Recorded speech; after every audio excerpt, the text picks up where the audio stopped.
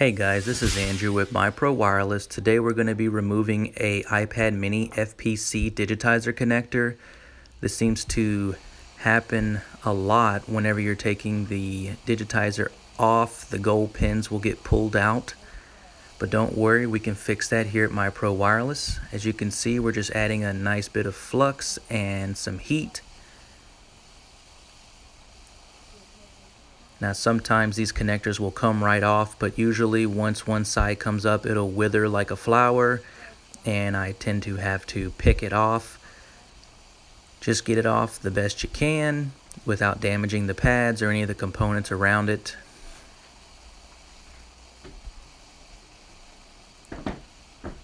Now guys, this is a pretty straightforward repair, but if you're not comfortable with this repair, we do have a mail-in motherboard repair service at MyPro Wireless with a 1 to 3 day turnaround and 90-day warranty. So if you're needing this done, feel free to contact me. If you get some gold pins left behind, don't try and pull them off while using the heat gun. Just use the soldering iron with some solder and they'll come right off. And then you want to tin the pads, make sure they're nice and shiny and even. You don't want the ground pads having big lumps of solder because then the connector won't sit right when you're trying to reapply it. And just clean the area with some rubbing alcohol. You want to get all that nasty flux out of there.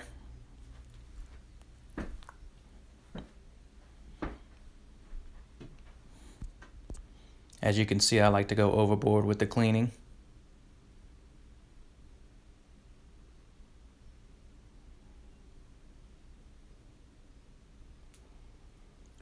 Once it's clean, we're just going to add a thin layer of flux. I like it to be thin because I want it to be more of a tacky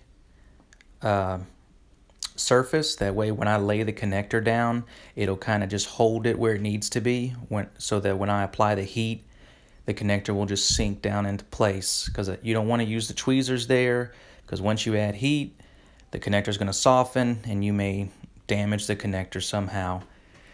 And in this case, I don't believe orientation is important of the connector. You can put it whichever way you want, as long as the pins line up on the pads. Once you get it into place, just add some heat, and you want to watch and see when the pads start to liquefy. And just let it liquefy for a couple seconds, and then after that, you'll just remove your heat. And then you'll go through, and I like to test each pin with my tweezers to make sure they don't move, and that lets me know that I am good to go.